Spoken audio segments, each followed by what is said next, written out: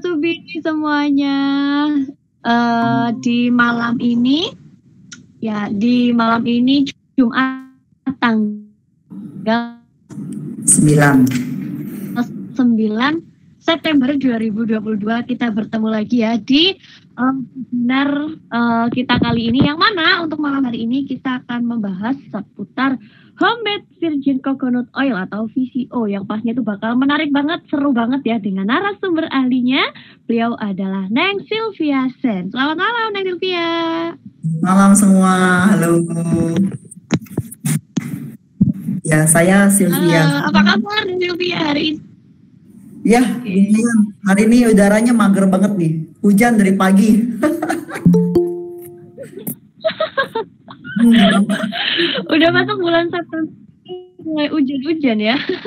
Iya, udah mulai musim hujan di September ya. Kalau berbulan itu biasanya hujan. Hari ini tanggalnya tanggal 9 bulan 9. Iya betul nih, udah ke tanggal kembar ya.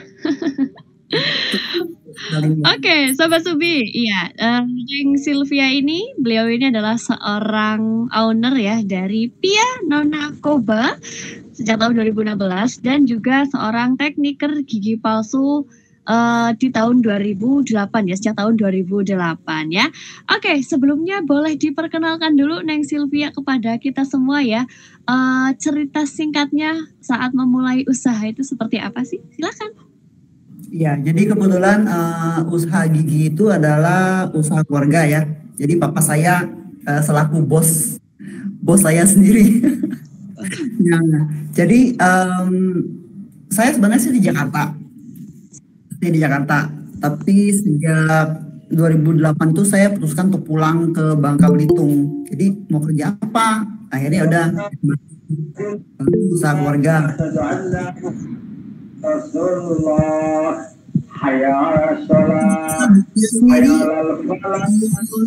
kebetulan itu ada turunan dari nenek saya. Jadi nenek saya kasih kita resep ke 3 cucu, termasuk saya sendiri. Resepnya itu sebenarnya udah 40 tahun. Jadi beliau bergerak di bidang usaha bakpia tuh udah 40 tahun. Jadi udah pensiun. Akhirnya sayang kan resepnya kan, akhirnya diturunkan ke anak cucu. Ada 3 orang sampai sekarang, mereka masih yang kedua orang itu masih berkecimpung di dalam pia, termasuk saya juga. Kalau saya itu sambilan sebenarnya bakpia, pas enggak lagi nggak kerja aja gitu Mbak Sugi. Sekian lah itu perkenalan dari saya. Oke, mantep, keren banget ya. Jadi untuk bakpianya itu sebagai sambilan ya. Ini juga keren banget. Jadi sambil mengisi uang ya Neng ya. Iya, tapi lumayan lah ya kalau sambilan itu, kalau kita pas lagi nggak kerja, adalah duit buat beli kuota. Tapi walaupun nggak kerja itu tapi tetap masuk gitu ya. Tetap ada pemasukan gitu kan. Produktif banget, ini keren. Atau dicontoh nih. Sukses terus ya Sylvia. Ya. Oke, Sobat Subi, minyak kelapa murni ya ataupun virgin coconut oil ya, merupakan produk olahan asli Indonesia yang terbuat dari daging kelapa segar yang diolah pada suhu rendah atau tanpa melalui pemanasan, sehingga kandungan yang penting dalam minyak tetap dapat dipertahankan. Minyak kelapa murni merupakan hasil olahan kelapa yang bebas dari trans fatty acid atau TFA atau asam lemak trans. Asam lemak trans ini dapat terjadi akibat proses hidrogenasi. Agar tidak mengalami proses tersebut, maka ekstraksi minyak kelapa ini dilakukan dengan proses dingin, misalnya secara fermentasi, pancingan, pemanasan terkendali, pengeringan parutan kelapa secara cepat, dan lain-lain. Itu sedikit pengenalannya, dan nanti untuk lebih jelasnya lagi akan disampaikan oleh Neng Sylvia. Dan buat Sobat Subi di sini, kalau misalnya nanti ada pertanyaan ya dari materi yang disampaikan malam hari ini, boleh banget nanti langsung ditanyakan aja di room chatnya. Nanti saya bantu bacakan dari Neng Sylvia yang bantu menjawab ya. Oke. Tanpa berlama-lama lagi, silakan Neng Sylvia untuk langsung saja memaparkan memaparkan materinya. Silakan. Ya, jadi kita tahu ya, maksudnya untuk VCO itu banyak sekarang kan beredar di pasaran dan harganya ya pasti mahal. Nah, saya sebenarnya baru mulai membuat VCO ini dari tahun sebenarnya awal-awal pandemi. Jadi saya pikir apa yang harus dilakukan kalau kita work from home. Jadi saya ikut pelatihan webinar dan saya ikut juga beberapa grup komunitas di Facebook. Jadi VCO itu banyak ternyata caranya. Saya lihat di YouTube tuh banyak banget caranya. Tapi spesifik tuh apa ya maksudnya? Kenapa disebut VCO? VCO itu virgin coconut oil, minyak kelapa darah. Jadi tanpa pemanasan. Yang saya lihat itu, yang saya ketahui itu adalah tanpa pemanasan. Oh oke, gimana caranya ya? Jadi saya penasaran gitu. Jadi saya coba, saya ikut pelatihan ini, saya ikut caranya ini, sampai ketemu yang benar-benar rasanya manusiawi. Nah, yang ini saya mau share ini sebenarnya beda dari yang ada di YouTube. Kayaknya saya cari-cari, kayaknya nggak ada deh. Saya ikut pelatihan ini awal 2001 sebenarnya. 1 tahun lebih. Jadi saya ikut komunitas namanya Ecoenzym. Dari situ berkelanjutan. Ada hubungannya sebenarnya dengan enzim untuk pembuatan VCO yang saya akan sharingkan ini. Nah, Mbak Subi bisa diinin foto-fotonya? Oh oke, boleh. Ya, kepada tim Subi boleh. Pemilihan kelapa dulu ya. Terima kasih. Oke, yang mana dulu? Yang kelapa. Oke, kelapa ya.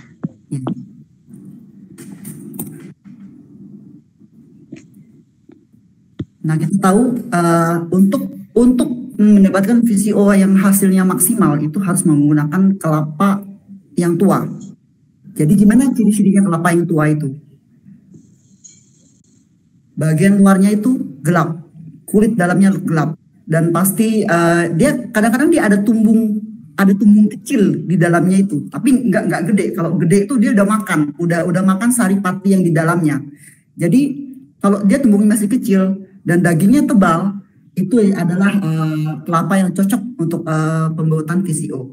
Jadi kelapanya itu kan diparut, tapi diparutnya itu bisa dengan kulit hitamnya itu nggak apa-apa. Jadi saya punya langganan sebenarnya, untuk membeli santan kelapa itu. Saya selalu telepon dia itu pagi-pagi. Jam 5 pagi saya telepon, saya biasa bikin itu 20 kelapa. Jadi saya pesan, kok saya pesen dong 20 kelapa, tapi saya maunya sebelum jam 6 ya. Kenapa saya pilihnya sebelum jam 6? Itu satu alasannya. Enggak rebutan sama penjual lain. Kedua, enggak kena sinar matahari. Dan itu alatnya masih fresh, maksudku enggak bercampur dengan, ya kita tahu lah ya kalau di pasar gimana ya gitu ya. Ya saya juga pilih-pilih tempat untuk cari parutan kelapa yang benar-benar bersih. Ya bersih juga enggak sih, tapi kalau pagi-pagi itu alatnya masih bersih, maksud saya gitu kan habis dicuci kan malamnya kan. Pagi-pagi kan langsung dipakai. Nah, itu adalah saat yang tepat menurut saya untuk memarut kelapa, dan saya juga minta diperas di sana. Jadi kalau di Bangka ini harga kelapa satu kelapa itu 6.000. Udah termasuk diperas karena saya belinya banyak, jadi si engkonya tuh dikasih diskon sama saya gitu. Dia tahu saya bikin minyak kelapa, jadi dia kasih diskon selalu. Nah, setelah ada ini kan, nah itu pemilihan kelapanya. Kalau yang sebelah kiri itu dia muda. Kalau muda itu biasanya santannya kurang. Nah, sebelah kanan itu kulitnya lebih ini udah tua ini. Nah, ini santannya ini banyak kalau diperas. Nah selanjutnya Mbak Ika. Oke. Nah, ini tadi saya rencananya hari ini saya mau bikin rencananya. Ternyata udaranya mager, cuacanya lagi hujan, fermentasinya sebenarnya tidak berjalan dengan sempurna. Jadi ini contoh kelapa yang saya beli tadi di pasar. Saya beli 5 kelapa tadi. Next, Mbak Ika.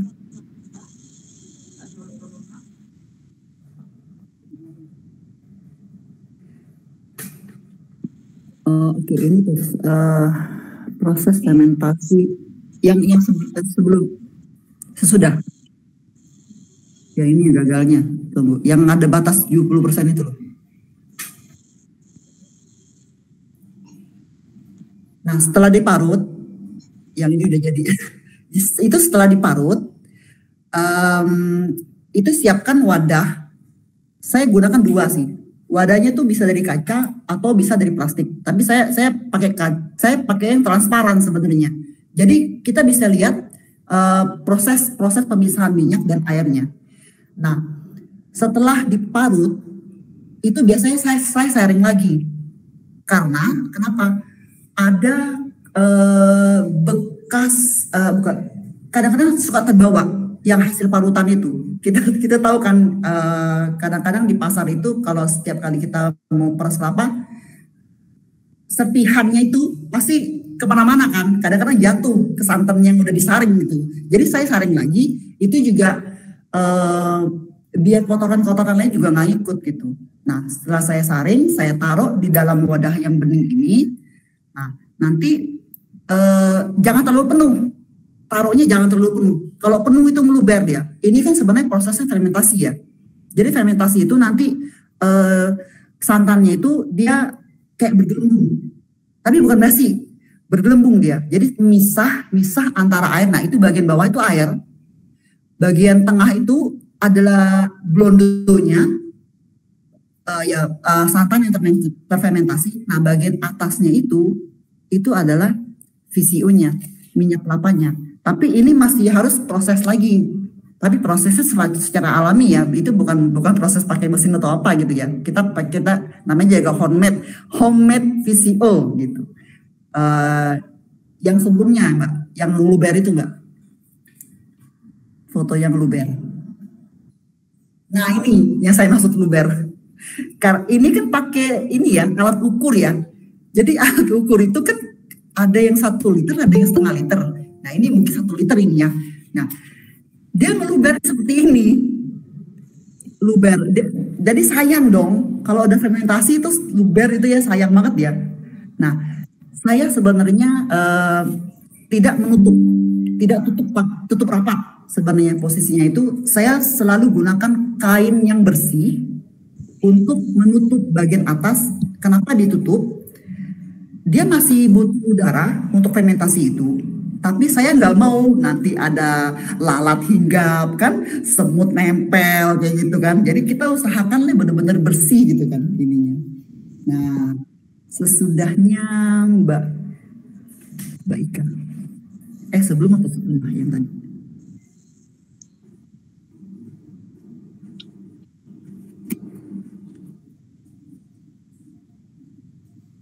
Nah, yang ini ya, ini saya bilang batas botol itu 70% terisi. Jadi bagian atasnya dia masih ada sisa lebih gitu.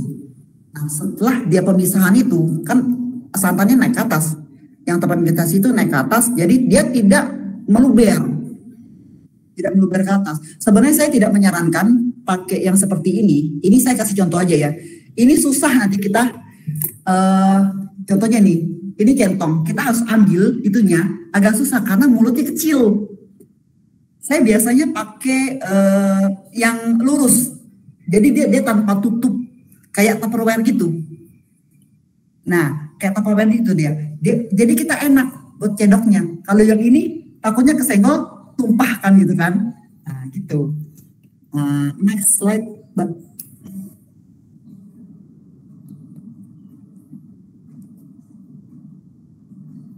Nah, yang ini tadi ya udah ya. Nah, ini sesudah pemisahan itu minyaknya udah ada kan. Jadi tuh di fermentasi untuk pemisahan itu sebenarnya sih 1 sampai 2 jam itu sebenarnya kalau cuaca panas, benar-benar panas, itu dia langsung misah. Kadang-kadang itu saya pulang dari pasar, di tempat wadah yang saya taruh santannya itu, sebenarnya dia udah misah. Udah ada air segini pemisahannya, karena sebanyak perjalanan itu saya ke pasar kan pasti ini ya, maksudnya karena cuaca panas atau apa gitu kan, pulang dari pasar kadang-kadang tuh jam 6 sambil belanja juga sih sebenarnya sih. Nah, itu nanti minyaknya itu udah minyaknya keluar. Nah ini saya gunakan saringan kopi V60. Kalau teman-teman mungkin kalau teman-teman pencinta kopi mungkin tahu alat ini. Makanya saya lihatnya saringan kopi. Ini memang untuk yang dia drip, untuk kopi drip. Tapi ini bisa untuk visio. Kenapa?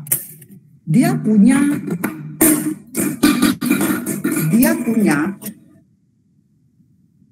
saringannya ini benar-benar halus. Ini bisa dilihat di sini. Ini benar-benar kecil banget lubangnya. Jadi bentuknya seperti ini. Ini saya beli. Ini saya salah beli. Ada yang ukurannya besar. Saya salah beli sebenarnya ini, tapi nggak apa-apa. Ini adik saya juga bisa pakai buat ngopi. Nah, ini kalau kita saring minyak, jadi blondonya itu nggak nampel ke atas, nggak turun ke bawah gitu ininya. Nah, untuk ada satu lagi untuk pemisahan, saya gunakan ini. Ini adalah centong saring. Ini mereknya Huyo ya. Ini saya pesan di Tokopedia kalau nggak salah. Jadi ada saya ketemu ini yang buatan Cina sih. Yang bagus tuh ada buatan Jerman. Tapi nggak apa-apa lah. Ini juga bisa. Jadi ini biasanya saya gunakan untuk memisahkan air yang tersisa di hasil fermentasinya itu. Jadi airnya nanti turun ke bawah, minyaknya tertinggal di atas. Itu nanti saya taruh di sini minyaknya. Nanti minyaknya saringnya 2 kali. Ini sebenarnya memang agak ribet ya. Tapi karena saya sering bikin, jadi saya beli. Ini 2 alat ini benar-benar penting banget untuk pembuatan VCO. Kenapa saya pakai ini? Ini bisa dicuci.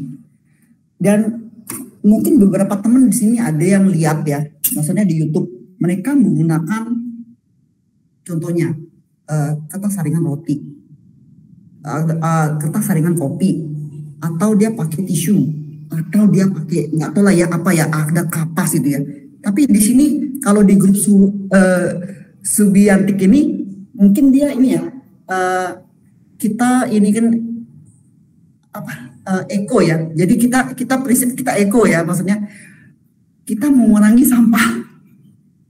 Jadi selama perjalanan saya dari sebenarnya saya mulai VCO ini dari tahun 2016. Jadi saya udah menggunakan semua cara itu. Dan saya bikin lagi. Setelah saya bikin dalam produksi misalnya 20 kelapa, itu banyak banget sampahnya. Saya ngaku dosa nih, banyak banget sampahnya gitu kan ya, sampai kertas saring motif itu sampai banyak banget. Ini saya pikir ini nggak efisien, ini kan kalau jadi banyak sampah gitu kan ya. Makanya saya beralih ke ini, kedua ini. Jadi sampai sekarang saya nggak pernah lagi pakai kertas saringan roti atau kapas atau tisu. Dan kita tahu kan itu bahannya, kita nggak tahu itu bahan dari apa. Kalau tisu itu kan ya kurang ini lah ya, mungkin kurang higienis gitu ya ininya ya. Nah, next slide, Mbak. Nah, di sebelah itu hasil VCO. Ini saya bawa dari kota ini. Kebetulan saya lagi di kampung ini, saya kerja. Ini hasil VCO-nya. Ini bening banget. Gimana? Mungkin teman-teman bertanya ya, hasil VCO yang bagus itu seperti apa? Dia bening, tidak keruh, tidak butek. Tidak ada bintik-bintik. Ini benar-benar bening banget. Kalau terawang itu, kalau ini gorden saya aja kelihatan nih warna pinknya nih. Jadi ini benar-benar ini ya, dan tidak berbau. Dan satu lagi, kalau misalnya kita di negara luar, contohnya, nggak usah di luar deh. Di Indonesia kita kan banyak gunung ya, daerah yang dingin ya. Kamu kalau bawa VCO di daerah yang dingin, dia memutih, membeku. Itu adalah salah satu ciri VCO yang bagus. Saya pernah bawa, waktu itu saya traveling ke Australia sama ke Jepang. Jadi pas nyampe airport itu nggak apa-apa. Pas saya keluar ternyata angin dingin. Saya sampai hostel, VCO saya sudah beku. Gimana caranya? Untuk dia bisa lumer, saya selalu bawa 100 mili. Saya selalu bawa, kalau traveling saya selalu bawa VCO 100 mili. Jadi saya tempelkan ke badan. Saya tempelkan ke badan, terus dia mencair dengan ini, dengan suhu tubuh saya sendiri. Jadi itu tips ya teman-teman ya. Nah, ada lagi sih pemanfaatan VCO ya, banyak banget manfaatnya. Mungkin teman-teman mungkin udah banyak baca di majalah kesehatan atau di sosmed atau nonton di YouTube ya, banyak banget gitu manfaatnya untuk kesehatan, terutama sekali untuk kulit ya. Kalau saya kebetulan saya punya kulit yang cukup sensitif sebenarnya sih. Saya keringat saya tuh saya kena keringat sendiri tuh kayak sering kayak biang keringat gitu. Jadi dia kayak gatal-gatal di mana aja, di bagian siku-siku, kadang gatal, kadang di leher karena biang keringat sendiri. Nah, untuk saya pribadi ya, VCO ini benar-benar bermanfaat banget deh buat saya sendiri, buat saya pribadi ya. Saya kan kerja motoran ya. Saya kerja motoran selalu menggunakan helm. Cuaca panas, cuaca dingin selalu menggunakan helm. Dan itu kepala pasti ada ketombe atau sering gatal-gatal. Itu saya pelajari VCO itu saya praktekkan ke badan saya sendiri. Jadi untuk kulit kepala itu saya ini aja, saya taruh VCO, saya kayak kita kerebat. Jadi iniin ke kulit kepala, terus saya diamkan, saya bungkus pakai handuk, saya diamkan selama 30 menit, kalau nggak 1 jam, 30 menit lah. Itu juga biasanya udah nggak betah kan gitu kan. Nah, habis itu saya keramas. Itu saya rutinkan, saya rutinin menggunakan itu. Itu ketombe saya nggak ada. Kulit kepala saya bebas dari gatal-gatal sampai sekarang. Dan ada bonusnya lagi nih. Rambut saya tuh saya kayak rontok ya. Mungkin karena panas ya, karena ketutup helm ya, kan suka rontok kan. Jadi rambutnya tuh kayak kok tumbuh lagi gitu kan ya. Saya pikir saya nggak pakai produk apa-apa, saya hanya pakai VCO. Wah ternyata oke juga nih maksudnya manfaatannya gitu kan. Nah mungkin teman-teman juga ada dengar ya, untuk pencernaan juga ada gitu kan. Detox ya, biasanya untuk detoxnya. Saya pribadi untuk pencernaan itu, kebetulan saya adalah penyintas GERD anxiety.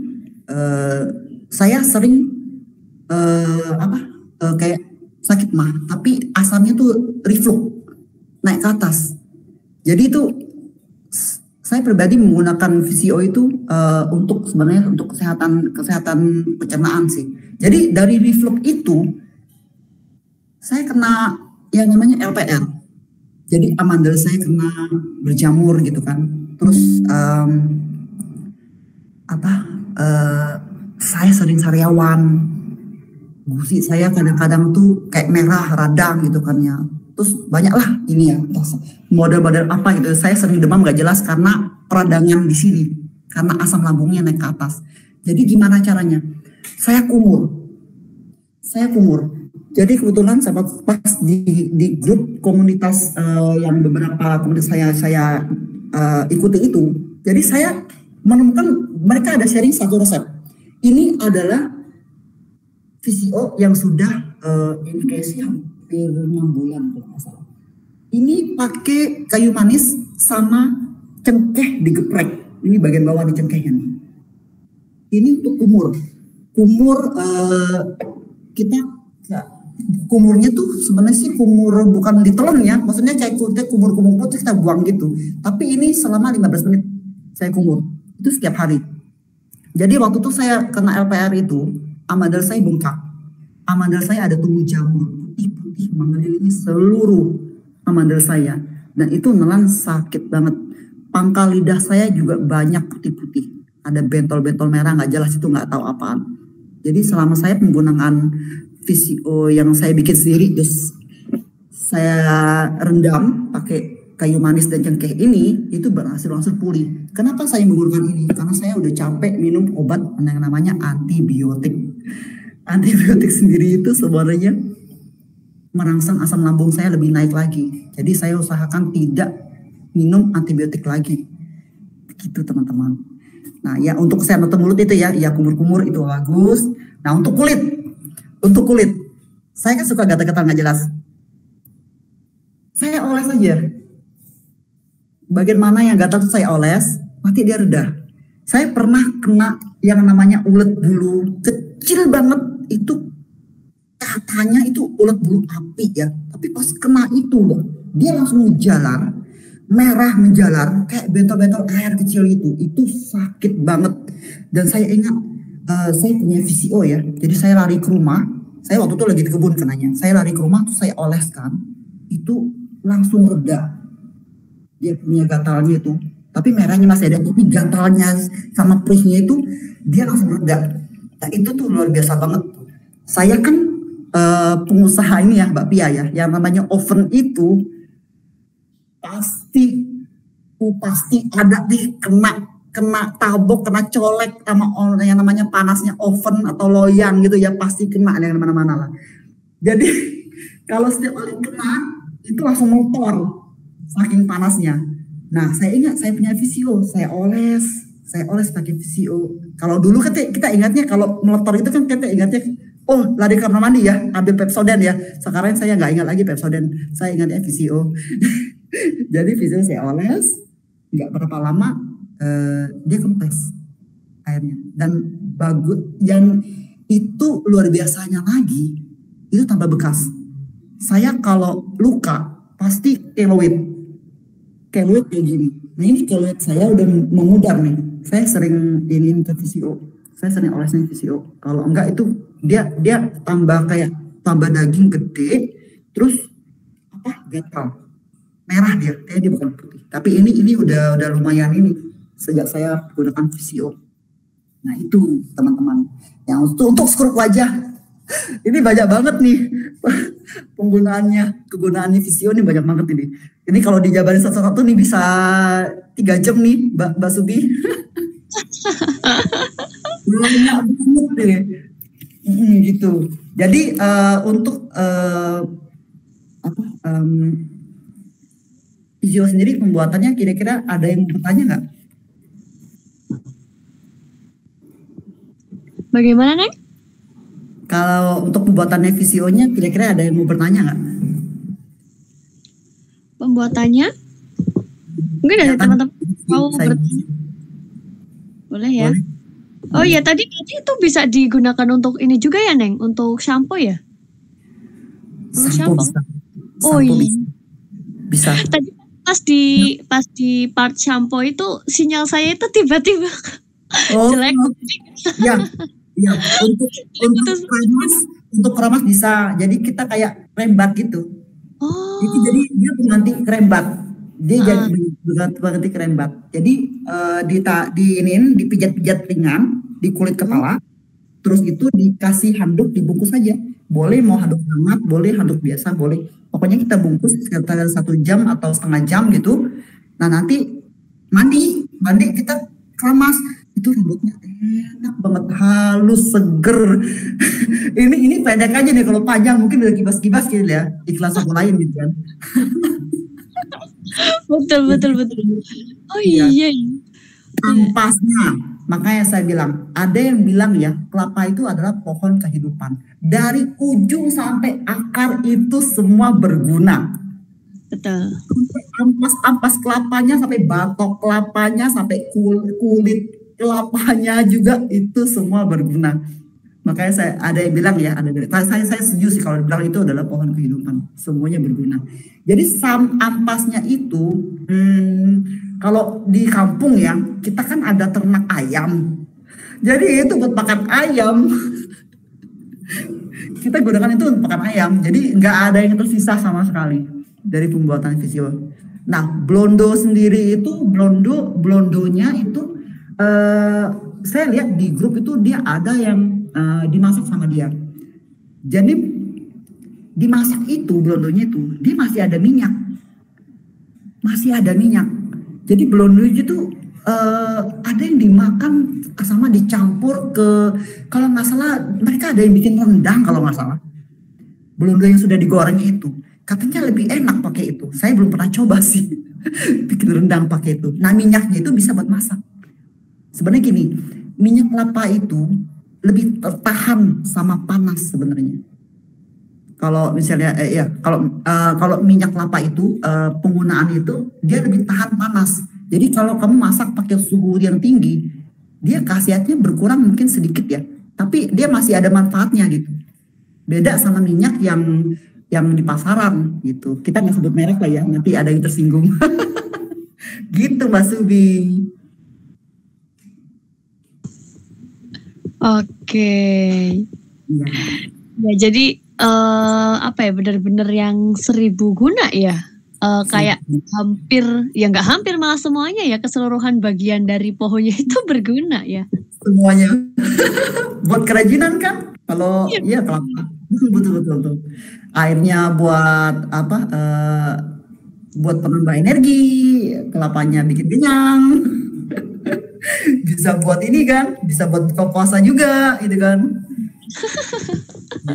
Gitu. Daunnya bisa buat atap rumah. Kalau orang-orang kampung kan dia pakai ya atap kelapa kan. Lidinya bisa jadi sapu.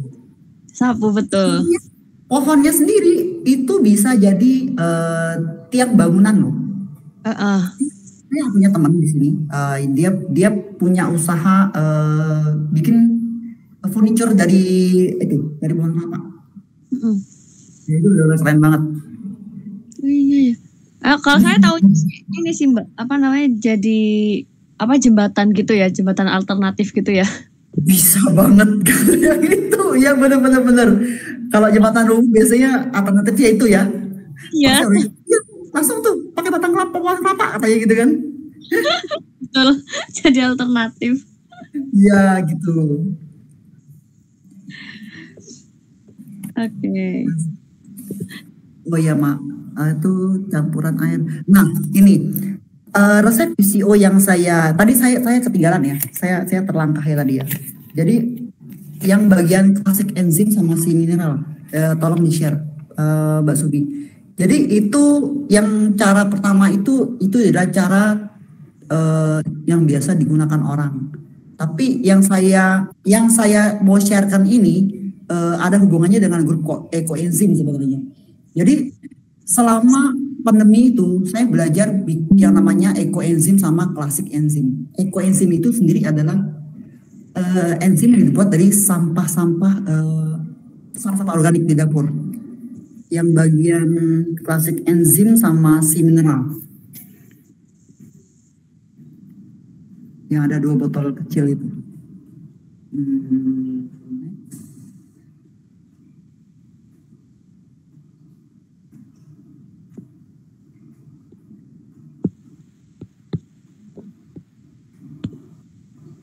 Nggak ada ya. Ini deh, saya kasih ini. Ini ada klasik enzim. Klasik enzim ini adalah fermentasi daging buah. Itu ada sekitar 19 macam buah dicampur madu. Jadi ini adalah 1 tahun. Saya udah 1 tahun lebih. Kebetulan saya udah panen. Saya ada bikin sekitar 8 galon klasik enzim dengan berbagai macam buah. Nah ini ada namanya si mineral. Jadi kenapa saya bilang kombinasi dari ini saya menemukan hasil PCO yang benar-benar enak banget. Rasanya mild, tidak seret di pangkal lidah.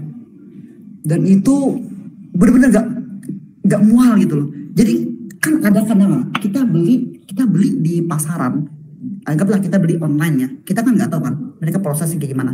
Kadang-kadang itu saya pernah beli, nggak berapa lama saya buka, itu bau tengik. Itu sih awal-awalnya sih kenapa saya putuskan untuk membuat VCO sendiri gitu kan. Jadi saya belajar banyak cara gitu kan. Akhirnya saya ketemu nih, ini paduan dari ini itu ada namanya air pelihara. Jadi saya memelihara air itu anggap aja ya, saya bikin 1 galon klasik enzimnya itu 1 tetes, si mineralnya hanya pakai 2 tetes aja. Ini banyak dijual di toko online ya, di Tokped, Shopee ada semua. Cuman klasik enzim ada, cuman saya nggak tahu ya itu ada nggak yang jualan kemasan kecil. Kalau ada boleh nanti dicari ya. Saya bisa pandu nanti di grup apa Telegram ya, gimana caranya ya. Jadi setelah diteteskan di 1 galon itu 2 hari itu udah bisa dipakai. Air pelihara itu saya gunakan dalam pembuatan VCO. Jadi tadi pertanyaannya gimana? Yang untuk menggunakan air ya. Ya. Air pelihara itu saya campurkan di parutan kelapa yang sebelum diperas santannya pakai mesin. Jadi tuh saya remas-remas. Saya udah masukin kan airnya kan. Saya remas-remas. Nggak banyak kok. Airnya paling kalau misalnya pas kita tekan parutan kelapanya itu, airnya tuh muncul sedikit, tapi nggak terlalu banyak, nggak terlalu sedikit. Jadi dia pas kita tekan, pas dia muncul airnya sama santannya bercampur. Jadi itu saya remas-remas, saya diamkan sesaat. Terus saya bilang sama yang punya ini kan, yang punya lapak kelapa kan, ya boleh Pak, langsung di ini aja, saya bilang gitu. Habis saya remas itu langsung diperas. Nah itu udah proses fermentasi udah berjalan setelah dikasih air pelihara itu. Bukan hanya di perjalanan saya pulang ke rumah gitu kan, itu sebenarnya lebih mempercepat prosesnya. Kalau menurut pengalaman saya sudah menggunakan air pelihara ini. Gitu. Bisa pakai air, tapi jangan terlalu banyak. Kalau pakai yang air pelihara ini itu lebih cepat lagi prosesnya, dan rasanya juga itu saya bandingkan ya. Saya selama ini saya bikin visual, saya bandingkan caranya ini gimana, caranya ini gimana, hasilnya gimana. Itu saya testing sama adik saya kan. Adik saya bilang yang terakhir lebih manusiawi katanya. Hasilnya lebih manusiawi. Gimana manusiawinya? Dia bilang apa? Nggak seret di pangkal tenggorokan. Oke, saya juga merasakan itu. Saya merasakan itu. Jadi selama ini kan saya beli kan.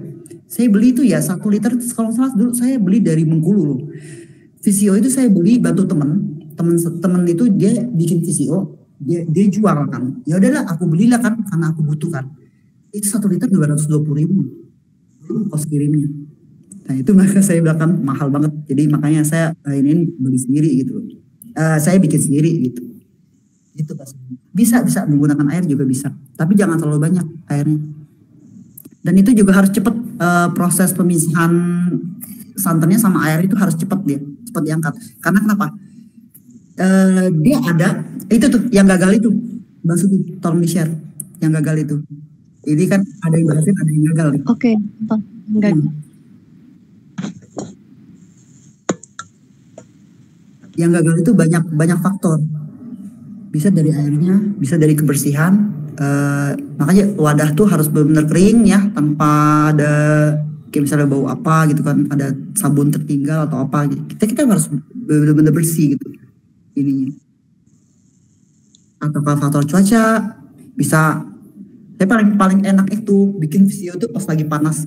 Jadi kalau lagi dingin ini biasanya proses fermentasinya dia kurang aktif ininya fermentasinya. Saya punya tadi yang 5 kelapa, tadi pagi sebenarnya ada matahari. Jadi pas saya pulang, nggak lama hujan. Saya bilang fermentasinya kayaknya gagal nih, iya gagal. Tadi saya mau tunjukin hasil yang tanpa gambar ya, yang saya bikin sendiri ya gitu ya. Yang terpisah maksud gitu loh, ada VCO di tengah gitu kan. Ternyata gagal. Ya udah nggak apa-apa. Ada di gambar, ada di foto juga. Ada banyak macam yang gagal itu. Jadi dia sudah terpisah air sama santannya, tapi dia tidak ada minyaknya. Itu bisa juga tuh pemilihan kelapa itu penting banget ya. Diingat-ingat kelapanya masih tua. Kadang-kadang ada tukang kelapa yang nakal nih, dicampur sama yang muda kita punya. Makanya itu harus benar-benar kenal banget sama yang tukang kelapa nih. Jadi kita tahu nih yang mana yang jujur, mana yang enggak gitu kan. Santan. Tapi makanya untuk bikin VCO jangan sembarang kelapa, harus kelapa yang tua. Kalau dia campur sama yang muda, itu kemungkinan besar itu nggak jadi VCO-nya. Dia ada yang mengeras, atasnya ada yang mengeras. Dia terpisah, tapi dia mengeras. Ada yang sama sekali tidak terpisah. Dan itu kemungkinan besar banyak yang mudanya yang dikasih. Saya punya langganan itu satu-satunya langganan saya percaya, benar-benar saya percaya. Karena saya beli kelapa dia dan selalu berhasil. Nggak pernah gagal. Dia saya tahu, oke, dia tua gitu berarti. Ternyata dipengaruhi oleh bahan-bahannya juga ya, Neng ya? Pengaruh banget. Cuaca itu, aduh, paling ini deh. Kalau saya di pulau tuh kadang-kadang GJ itu nggak jelas itu cuacanya. Kadang-kadang hujan panas, kadang-kadang panas banget, kadang-kadang hujan seharian, 2 hari gitu kan, dingin gitu kan. Ini di kampung dingin. Saya kalau di kota tuh rumah saya tuh agak panas dia. Jadi itu, aduh, cepet banget proses fermentasi, cepet banget. 1 jam tuh dia udah bisa, terus ada minyaknya di tengah itu. Ih, keren banget. Ini saya di kampung. Oke, tadinya nggak apa-apa lah ya, tapi nggak apa-apa. Nggak berhasil tadi. Saya beli 5 kelapa itu nggak berhasil. Proses pemisahannya. Gitu. Ada lagi yang bertanya? Udah banyak banget chatnya nih. Oke, Sobat Subi. Barangkali ada yang mau ditanyakan lagi? Iya, boleh. Oh, udah jam 7.41. Nggak terasa ya? Nggak terasa banget. Betul. Oke, terus kalau dari pembuatannya sendiri itu juga berarti tergantung dari panasnya ya, Neng? Ya, kalau makin panas itu berarti makin cepat pembuatannya gitu ya? Iya, pemisahan santannya juga banyak. Iya, pemisahannya juga cepet gitu ininya. Nah, kalau untuk 5 kelapa itu, saya jarang sih bikin 5 kelapa. Saya dengan cara enzim tadi, air pelihara tadi, saya bikin selalu minimal 20 kelapa. 20 kelapa itu, saya dapat hampir 3 liter CO. Dan blondonya sedikit banget. Hasil akhirnya, blondonya itu sedikit banget. Airnya tuh separuh, blondonya sedikit, VCO-nya banyak. Jadi saya dapat hampir 20 kelapa tuh saya hampir dapat 3 liter. Tadi saya timbang yang 5 kelapa itu sekitar 1,7 kilo. Jadi kalau misalnya 20 kelapa itu kali 4 sekitar hampir 7 kilo ininya santan. 70 santan saya dapatnya 3 liter. Jadi separuh santannya saya dapat. Dan itu menang banyak. Menang banyak itu. Soalnya di Bangka itu 1 kelapa itu 6.000. Anggaplah ya 1 kelapa 6.000. Saya pesan 20 itu 120. Kalau saya beli 1 liter itu 220. Saya untung 100.000 untuk 1 liter. Dan banyak banget dapatnya. Gitu. Iya, air enzim. Enzimnya sendiri ini butuh waktu 1 tahun. Tapi nggak mungkin lah kita nunggu 1 tahun ya. Mendingan kita beli aja ya. Belinya yang kemasan kecil aja, ada yang jual. Klasik enzim. Boleh cari di Tokopedia, klasik enzim. Itu bisa untuk minum sehari-hari. Itu bagus banget. Dicampur dengan untuk klasik enzim sendiri itu bisa untuk ya minum sehari-hari. Ya biasanya saya taruh di air galon seberapa tetes gitu, 1 tetes 2 tetes gitu. Kalau air galon biasa kalau satu rumah tuh cepet banget habisnya. Orang kalau cuaca panas kan pasti minumnya pasti banyak gitu. Gitu. Boleh nanti ini yang nanya nih ada di grupnya ini enggak sih? Di grup Telegram enggak sih? Besok saya dari Neng Eli yang tadi di Telegram ya. Oh iya. Dan udah masuk grup Telegram. Nanti saya share habis-habisan di itu. Di grup Telegram. Biar lebih jelas lagi ya, Neng. Benar, biar lebih jelas lagi. Ini soalnya menyangkut banyak banget komunitas. Cuma aja ini banyak banget ini komunitasnya. Ini nyangkut. Bisa belajar banyak ini. Dari satu video aja bisa belajar banyak. Saya sempat nggak bisa sharing sama teman-teman sini. Saya pribadi sih saya ikut pelatihan ya. Maksudnya tuh biar nggak gabut gitu kan. Sebenarnya sih untuk orang penyintas anxiety seperti saya gitu kan, nggak bisa diem. Usahakan jangan diem. Kalau diem tuh mikirnya udah kemana-mana. Jadi at least ada sesuatu yang saya kerjakan biar saya nggak nyerongnya ke kiri gitu kan ya.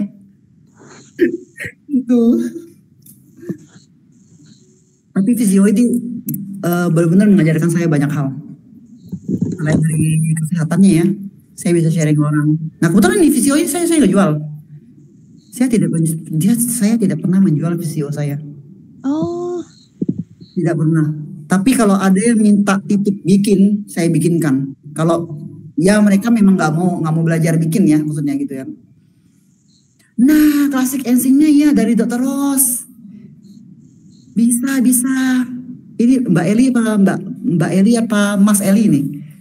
Bisa. Beli yang kecil aja. Kalau 1 liter kebanyakan.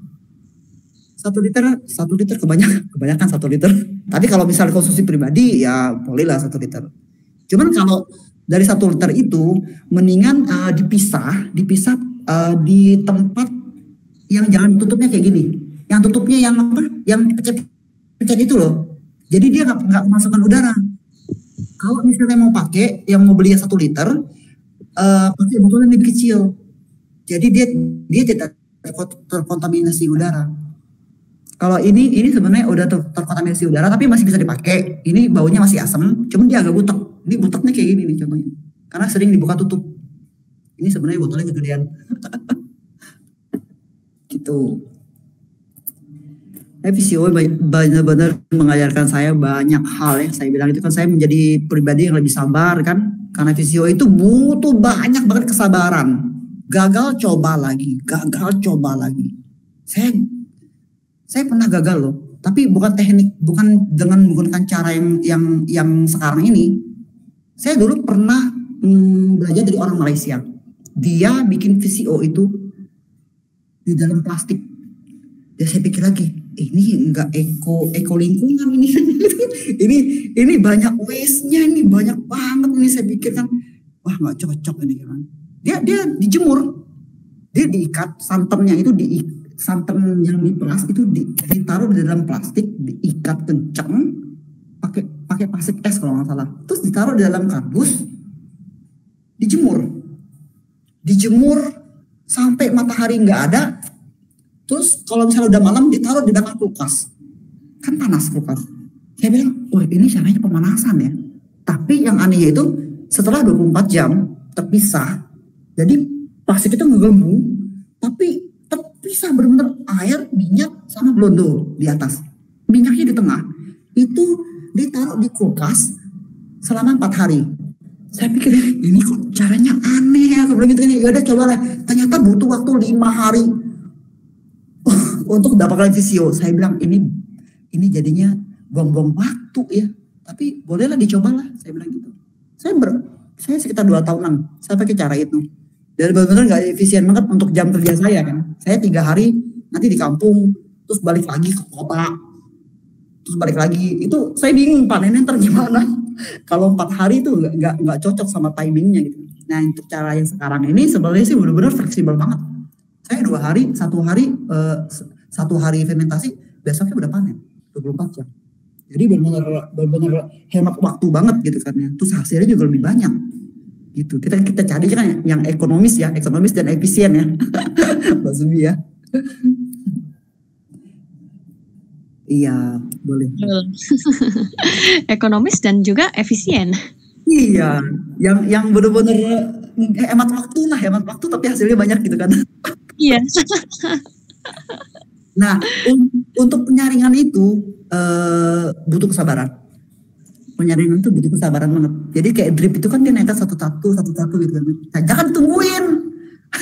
Kalau dulu mungkin karena udah bawaan saya sifatnya anxiety gitu kan. Saya mikir cemas gitu, selalu menunggu gitu kan ya, penuh pengharapan gitu ya. Jadi pas saya ini nungguin visionya itu, jadi saya tungguin nih, saya pelototin aja kan saya pelototin, lu kapan penuhnya gitu kan ya. Kayak gitu. Tapi udah banyak belajar ya. Berkat visio saya bisa sabar. Saya cuekin aja. Nanti juga ntar penuh sendiri. Oh. Gitu. Tapi prosesnya juga benar menarik. Proses pembuatan visio itu benar-benar menarik. Mengajarkan kamu punya banyak kesabaran. Ngajarin kita untuk bersih. Kalau nggak bersih, biasanya ada aja gitu kan. Yang kayak tadi kan saya bilang gagal gitu kan, bisa gitu kan. Karena dari badannya nggak steril atau nggak bersih gitu. Gitu. Bermanfaat banget buat banyak orang nih videonya gitu. Betul.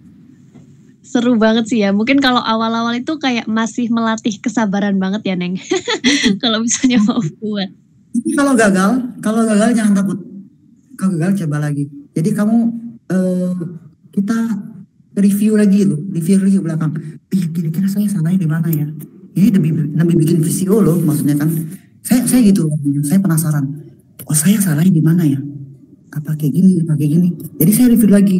Terus saya tidak mengulangi cara yang tadi gitu kan, yang saya gunakan tanda gagal itu. Terus saya ubah lagi. Jadi lebih ke modifikasi gitu kan. Kita lebih fleksibel gitu.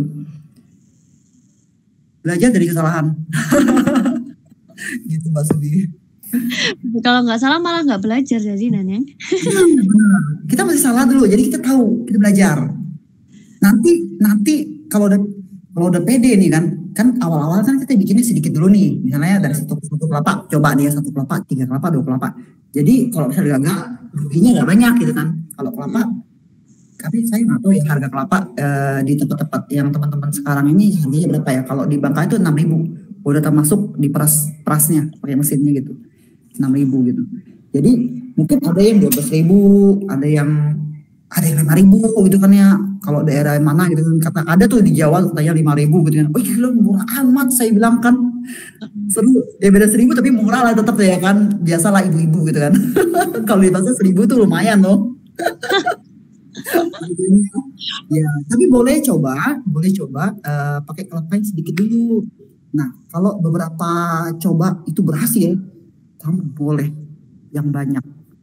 Tapi pede aja. Saya dulu tuh nggak pede tuh, yang namanya 20 kelapa tuh nggak pede loh. Saya dulu bikin itu di bawah 5 gitu kan ya, biar nggak itu. Wah itu ada yang 8.000. Mahal ya. Ada yang mahal bener. Saya tanya berapa? 15.000. Ayo, buset mahal amat sih. Bikinnya yang sedikit aja dulu. Nanti kalau misalnya udah oke, kira-kira udah pede aja lagi, bikinnya yang banyak kan, saya bilang gitu kan ya.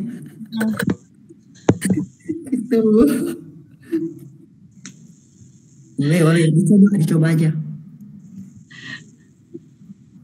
Iya betul.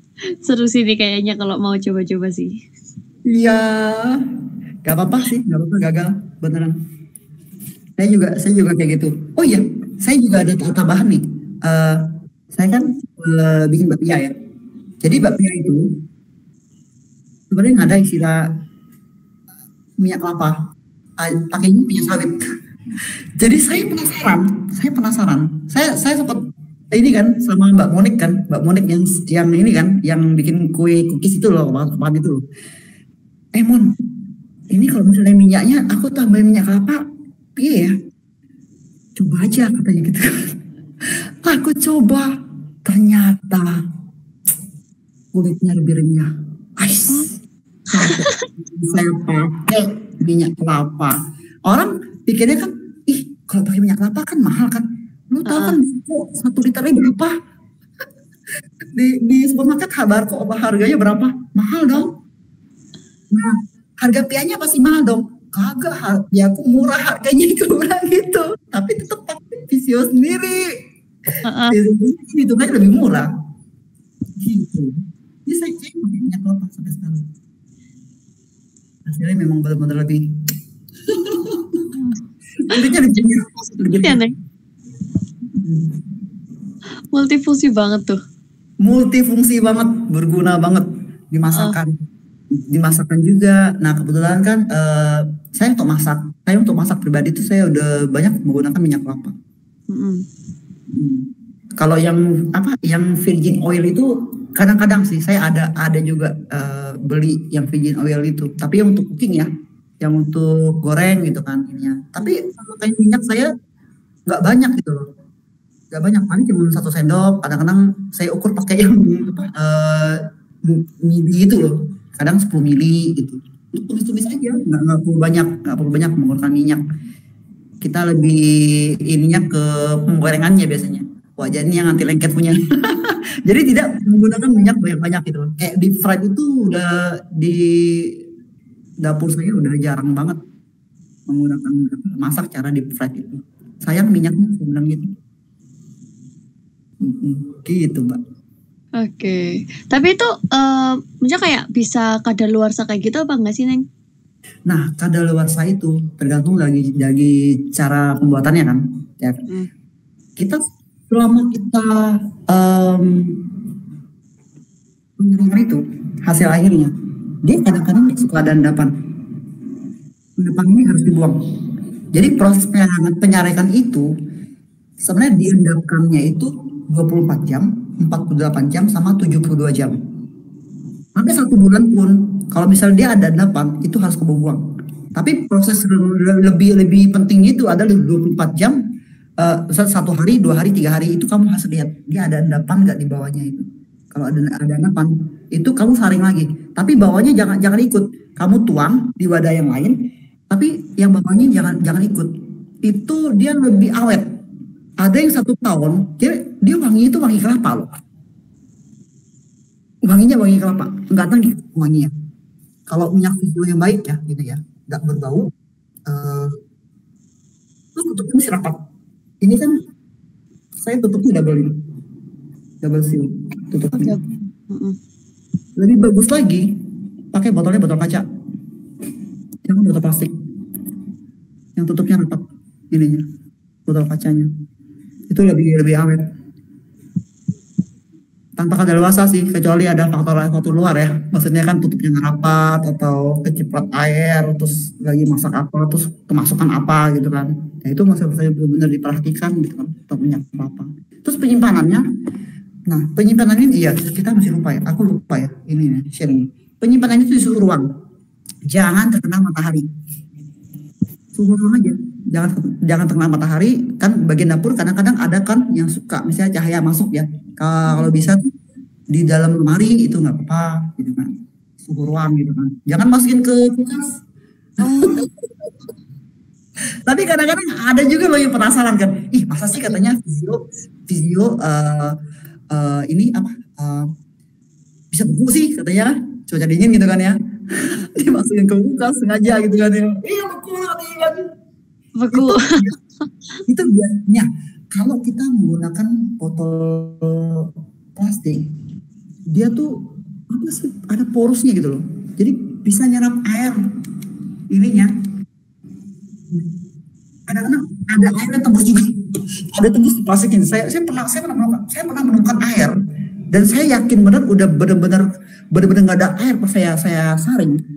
Tiba-tiba saya menemukan air. Ini air dari mana ya, saya bilang gitu kan. Sampai sekarang saya masih tanda tanya, apakah karena saya menggunakan botol plastik? Itu sampai sekarang masih tanda tanya itu. Belum ada ketemu jawabannya tuh. Kok ada air? Airnya ya. Iya, bingung saya beneran. Itu benar-benar minyak saya saring loh. Benar-benar gak ada endapan. Udah berkali-kali saya saring, tapi tetap ada air di bawahnya. Dan itu aneh banget gitu kan. Gitu. Ya tutup rapat, jangan sampai kecepatan air. Itu sih. Awet. Ya, lebih awet ya. Untuk penyimpanan yang dalam ini besar mungkin ada botol yang 1 liter gitu kan ya. Tapi untuk nanti kalau misalnya kamu pakai, kamu tuangkan di botol yang kecil kayak gini, atau botol yang ini ya, botol bekas virgin oil juga nggak apa-apa kalau untuk masak gitu. Jadi kalau botol besar itu kita selalu buka tutup gitu kan. Jadi ya ini juga sama kayak traffic enzim tadi. Jadi kita menggunakan botol yang kecil biar dia tidak terkontaminasi. Oke, keren banget ternyata Manfaatnya tuh banyak banget, multifungsi banget ya Sobat Subi semuanya. Kayaknya keren banget sih dan ini wajib banget coba ya. Melatih kesabaran juga ya. Betul. Untuk kulit, saya terutama sih untuk kulit ya, kalau TCO ya. Saya ke Jepang waktu itu suhunya tuh 9 derajat. Ya, 9 derajat itu. Kalau 1 malam 9 derajat. Saya ke daerah Kyoto waktu itu saya ketemu temen di pedalaman Kyoto itu masuk hutan, keluar hutan, ada hutan pinus semua kan. Itu dingin banget gitu kan ya. Saya bener-bener saya buat VCO. Kalau dingin itu bisa bayangin gak sih kulit bibir kita tuh kering, pecah-pecah, itu sakit banget. Kering banget, kulit tuh kering banget gitu kan. Saya buat VCO, saya oles kan. Saya oles bibir saya oles. Nggak jadi kering. Nggak jadi kering, beneran. Bermanfaat banget itu. Jadi bagus banget kalau buat kulit ya Neng ya. Banyak, bagus banget buat kulit. Saya pernah mengajarkan waktu itu saya ikut retret yoga. Kebetulan tuh saya satu-satunya orang Indonesia di situ. Jadi saya kasih feedback gitu loh. Gimana? Saya harus melakukan apa ya? Saya harus kasih apa ke guru yoga saya kan? Jadi pas saya langsung kepikiran, di sini banyak pohon kelapa. Saya bilang gitu kan ya. Saya tanya sama bagian dapur, ada kelapa tua nggak? Ada, katanya baru dipetik. Oh, oke kalau gitu. Ada mesin parut kelapa? Nggak ada. Adanya yang manual itu katanya yang curug gitu. Oh iya, yang itu juga nggak apa-apa. Tapi tolong kamu kupasnya kelapanya, saya bilang gitu kan ya. Itu benar-benar tradisional banget. Saya parut kelapa pakai alat yang jadul itu loh, yang kayak gerigi gitu, parut peras sendiri gitu kan ya, terus keluar santannya tuh kan. Terus saya mengajarkan bule-bule di sono yang ikut retret sini, saya ajarkan cara bikin visio gimana, dan itu berkesan banget deh pokoknya deh. Saya ini kan, yaudah visionya kamu bawa pulang aja, yang lain ini tinggalin buat masak katanya di ashramnya gitu, ashram Gandhi kalau nggak salah waktu itu saya di Karangasem. Jadi saya meninggalkan sesuatu di sono itu saya senang banget gitu kan, walaupun hanya visio doang gitu kan ya. Dan saya lihat bule-bule itu dia sampai pakai ke muka, ke badan. Kamu tahu ya cara penggunaannya? Iya, aku kan lihat di sosmed kata gitu kan ya, ini bisa bikin kulit bagus katanya gitu kan. Good skin. Yang saya jatuh cinta sama VCO. Sampai sekarang saya bikin, tapi tidak untuk dijual. Tapi boleh kalau teman-teman mau bikin, mau jualan juga nggak apa-apa. Kalau saya pribadi saya nggak jual, saya kasih ke orang yang butuh gitu kan. Kebetulan tuh apa saya kan hipotiroid. Saya sendiri sebenarnya divonis sama dokter itu hipotiroid subklinis. Jadi dia mendekati tiroid, tapi dia belum jadi hipotiroidnya itu. Jadi keterbentukan rambut itu adalah salah satu gejalanya. Jadi papa saya tuh kayak rambutnya tuh rontok gitu kan. Jadi dia kayak kubangan gitu kan di kepalanya itu kan. Saya ingat saya punya VCO, jadi saya bilang sama papa saya, kalau orang tua kan susah ya kalau dikasih tahu ya. Saya bilang, ini loh ada VCO gitu kan, nih kamu taruh tangan, kamu oles aja lagi kalau nggak habis malam gitu kan. Cuman bantalnya jangan lupa ditaruh handuk biar nggak nempel kan minyaknya di sarung bantal gitu. Tapi alhamdulillah, maksudku rambutnya tuh nggak terlalu kayak botoknya licin tau nggak. Serem banget kayaknya. Botak gimana botak belakangnya tuh sampai sekarang dia nggak pernah pakai topi lagi. Itu hampir 1 tahun lebih. Dia ini rutinitas pakai VCO, dan VCO juga buat minum juga, buat beliau minum VCO. Jadi selama pandemi itu kan virus corona ya. Jadi sebenarnya saya bikin ini buat menanggulangi virus corona. Saya kebetulan sarjana COVID, tapi baru sarjana 1. Saya Maret tahun ini saya kena COVID. Itu VCO benar-benar bikin saya Saya radang tenggorokan itu benar-benar terbantu banget karena visio. Saya kumur-kumur setiap hari. Saya nggak minum antibiotik sama sekali. Saya hanya minum pereda panas. Antivirus juga saya nggak minum. Saya hanya minum visio. Nah itulah luar biasanya visio. Saya nggak bisa berkata banget gitu. Teman-teman saya pada bingung. Kamu berani katanya nggak minum visio, nggak minum antivirus katanya gitu kan ya, nggak ke rumah sakit. Saya percaya aja saya gitu kan ya, kalau mati ya mati, saya bilang gitu kan. Kalau gitu dia hidup. 10 hari itu saya karantina di rumah sendiri. Sebenarnya saya sempat sesak napas 2 hari, tapi itu berkat visio bantu banget itu.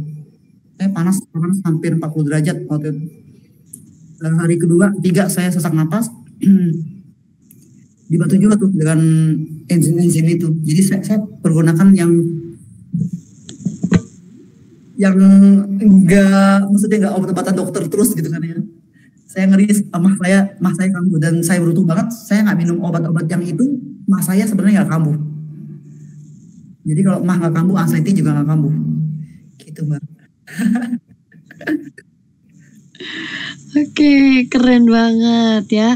Jadi untuk kesehatan juga ini juga bagus juga ya Neng ya, untuk kesehatan ya, untuk kulit ya, untuk tadi untuk apa namanya di pianya ya, jadi lebih renyah gitu kan. Ini luar biasa banget sih.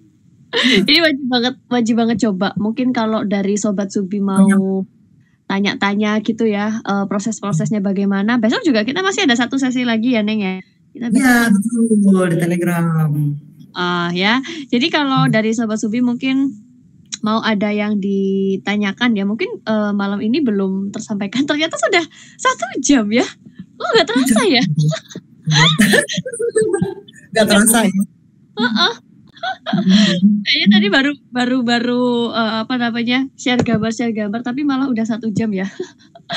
Oke, mungkin dari teman-teman ada yang apa namanya pertanyaan. Mungkin biasanya itu kan pertanyaan timbulnya setelah ini ya, apa acaranya selesai ya, baru ada. Oh ya, tadi mau tanya ini gitu ya. Dan kalau mau ditanyakan boleh, besok kita masih ada 1 sesi lagi ya.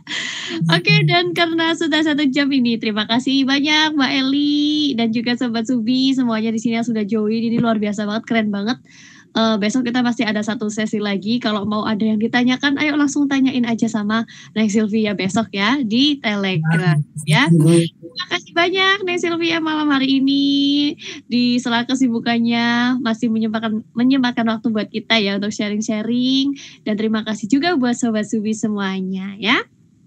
Dan buat ya ini yang cari-cari tadi kan untuk tempat dari VCO-nya kan juga bisa ada dari botol gitu ya. Subiantik juga punya dong pastinya botol-botol keren, botol-botol kece yang terbuat dari kaca. Itu banyak banget kualitas, nggak perlu diragukan lagi pokoknya ya. Nanti langsung kunjungi aja ke marketplace kami ya yang ada di Shopee, Tokopedia, Lazada, Blibli, Bukalapak, JD, Carousel maupun juga di Shopify ya. Namanya juga sama, Soebi Antik. Nanti dicari aja. Atau kalau dari Sobat Subi yang mau mengunjungi website kami juga boleh. Tinggal ketik aja www.soebiantik.shop ya. Oke, dan karena sudah 1 jam, sudah jam 8 ya. Hanya kita untuk mengakhiri sesi webinar malam hari ini. Terima kasih banyak sekali lagi buat